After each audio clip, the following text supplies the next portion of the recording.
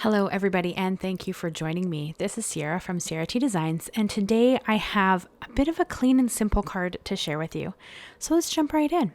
So as always, I do like to cut down my cardstock. I am going to start with an A2 base, and then I have a black mat that I've cut to about 1/8 of an inch smaller than my A2 base, and then I have a HammerMill piece that I'm going to use for my panel, and that's about 1/4 of an inch smaller than my A2 base. That's pretty much standard what I go for, and I kind of eyeball it, so that's more of a guesstimate than anything, but I like the thin layers.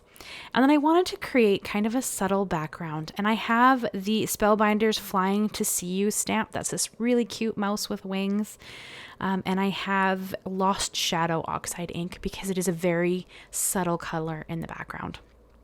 So I stamped the mouse out several different times in the background, kind of changing the direction that he's flying, and just creating a little bit of texture and interest in the background that would be subtle as well.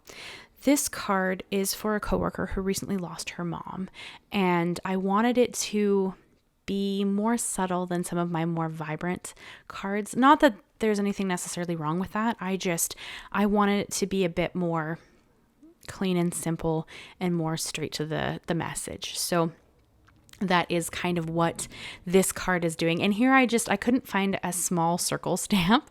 So I just used the bottom of a pen and added some circles randomly throughout the background just to kind of fill up a little more space. I thought that looked really pretty and kind of just gave it a little bit of some more extra texture. And you guys know that I love texture. So I am going to Copic color this mouse. Excuse me. So I have stamped it out in Memento Tuxedo Black because I know that is a safe ink for my Copic markers. I also did heat set it really quick just to be sure that I didn't have any issues with the black smearing. And I am going to show you guys the coloring. I know some people don't like to watch this, so I hope you'll hang out anyway. But some people love to watch it, so it's hard to make everybody happy. I always try to show all the steps in my cards so that if anybody wants to try to recreate it, they have a guide to kind of walk them through that. And I'm sorry I sound kind of hoarse. I've been a little sick, so my voice is just a bit strained, but you guys know that I love to make my videos, so I wanted to make sure you guys still had one for the Thursday video. So bear with me here as I kind of try to work through this. So for my Copic coloring, for the earth tones, which is my E markers, which is going to be the body of the mouse and the little tail, I used E13, E25, and E27. And then for that little bit of pink that I've added to the ears, the cheek, and the tip of the tail, I think there's a little bit on the nose as well, I used R21. And then for the wings, I am going to bring in purples.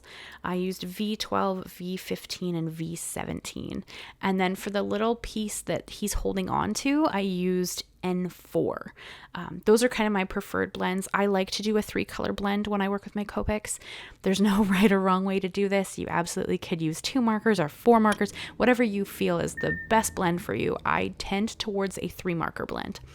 And I pretty much always lay down a full wash of my lightest color, go back in with my mid-tone, and then my darkest tone where I want the most shadows. And then I will go back through to the lightest tone to make sure I got a nice blend.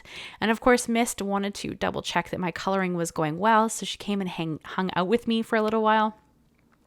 But she will leave here pretty quick. And that is for the Copic coloring there. I am going to use a little bit of a white gel pen as well, just to add some highlights.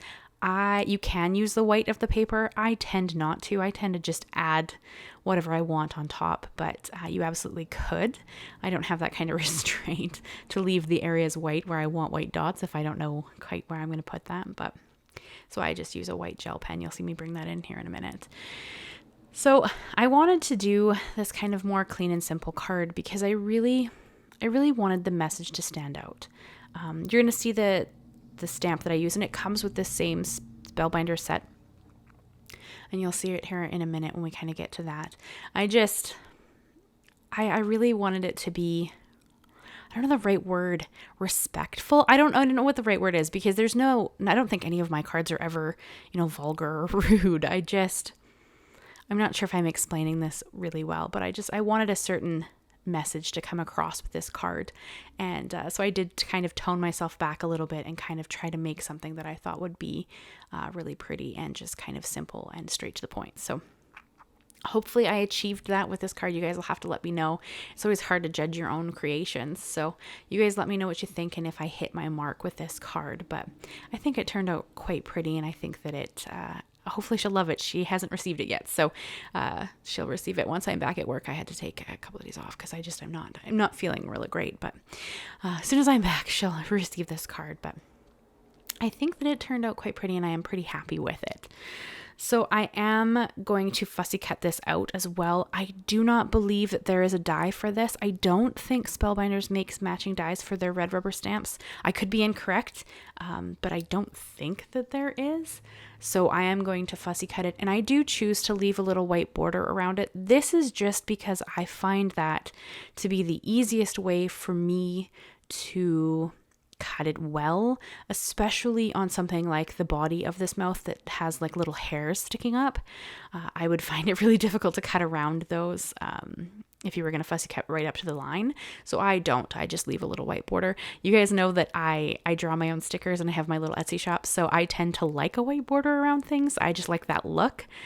But of course you don't have to if you don't want to. You could trim this however you like. And there is where I just brought in my white gel pen, and I kind of added a little texture to the wings. I added some dots along the wings, just a little bit of stippling, and then some white on the eyes, a little bit on the nose, and then a couple of little highlights here and there on the body. And I think also to the metallic piece that he's kind of holding for those wings as he's flying. I don't know.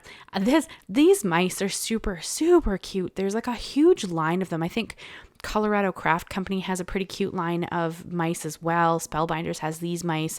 Like, there's a lot of really cute mice designs out there.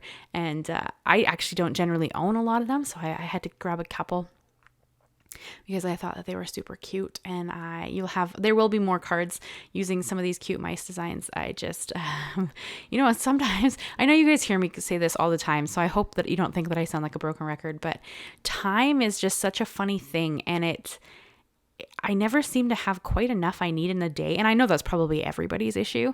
I'm struggling to, do all the things that I want to do in a day. So I'm trying to better prioritize my time and make sure that I, accomplish all the things that I want to accomplish. I was hoping to have my bullet journal set up ready for you guys this week, but I just didn't get quite finished. So I am hoping to have that video for you guys on Thursday of next week. And then of course, we have the Christmas videos, which is just, I can't believe there's only 2 left. Like, how is Christmas 2 weeks away? Like, where did November and October go? Like, I don't know. Time is such a funny thing. But yeah, so I am going to jump right into creating the sentiment. I chose to white heat emboss it on black cardstock just because I felt like this was the best way to have it stand out from the background. You could, of course, stamp it on the background if you wanted to. I chose not to, and I am going to cut it out as a label. I stamped it twice because I wasn't sure if I got a good impression on the first one, so I figured why not stamp it twice, and then I could choose which one I liked better, just because I was already doing all the steps. So that's kind of what I thought there. And then I am going to heat set it until it is smooth and melted and looks really pretty. And I did notice that the E in love on the first stamping didn't stamp well, so it was a good call to stamp it again just to make sure that I got a good impression. And then I am going to cut it down to be like a label. I like that. You could absolutely fussy cut this out and kind of do it around the letters if you wanted to, like a matching die would do. But I just chose to make it a label because it kind of matches the layer that I have in the background. This is the exact same black cardstock I used for that black mat. So I think that this works out really well for how I was going to do this. And then I did use 2 different layers of foam tape. There are 2 different heights of foam tape. For the mouse, I used the thin 3D foam squares.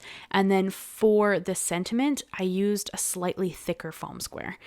So they are at different heights, though it's not super easy to tell unless you're like holding the card. But that does give it just a touch of extra dimension. And I did go along and just trim off the extra foam squares that were hanging off of the tail of my mouse, just to make sure that there wasn't any foam showing. But I did choose to use black foam squares, just because, pretty much everything is matted in black. So I thought that would just look nice if you saw it from the side, because it would be the same matte black that you have kind of going on in the layers. So it's kind of what I was thinking. You could absolutely use white. There's no right or wrong there, but it's just kind of what I was thinking. And then I kind of, well, it's centered, but it's to the upper part of the card. I like that look. And I wasn't sure where I wanted the sentiment, so you're going to see me kind of shift it around a little bit. I wasn't sure if I wanted it directly below or kind of off to the side a little bit. I ended up choosing it directly below, but I don't think there's any wrong way to do that.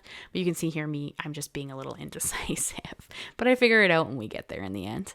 And then I'm just going to adhere all of my layers and add a little bit of extra bling. I don't think there's ever a wrong time to add bling. You guys know that I like to add all of the shiny things, but I did try again to go with a more subtle bling so that it was there, but it wasn't stealing the show. So my sentiment, I think, says sending love your way, and I just thought that was kind of a great sentiment for what's going on at the moment. So I just adhered all my parts together, and then I'm going to add some opal gems. These are from Spellbinders. You can see I'm almost out because I've been enjoying them. They're just a really beautiful and subtle way to add some extra shine to the card without having it kind of steal the show. So I've been having kind of fun with these, and I just have I believe this is the Sizzix craft pick. It's for your dies, but it works really well for this as well, because it makes it easy to lift the little gems off of the sticky page. And then I am also lucky I was able to kind of just shift it around because I wanted to move that one in the corner there. So that is the card I have for you guys today. I hope you've enjoyed it. I hope you leave me a like, leave me a comment, and consider subscribing if you haven't already. I do new videos every Monday and Thursday, and of course we are coming up to Christmas, and I have kind of a fun video planned for that. So thank you so much, guys, and I will see you again very soon. Bye-bye for now.